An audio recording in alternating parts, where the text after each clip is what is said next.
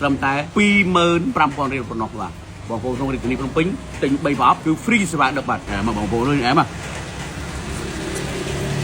ជំរាបសួរបងប្អូនកំពុងទស្សនាបាទថានេះគឺស្រកសមុទ្រទេហើយបាទ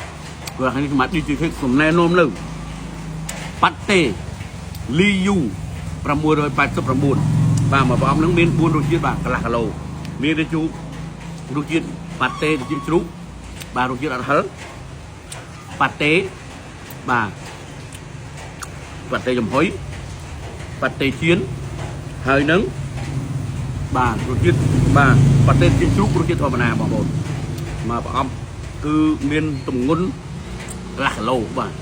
ហើយយើងមានមកផ្ទាប់មកជាមួយមានជ្រក់មានទឹកម្ទេសមានអំបិលម្រេច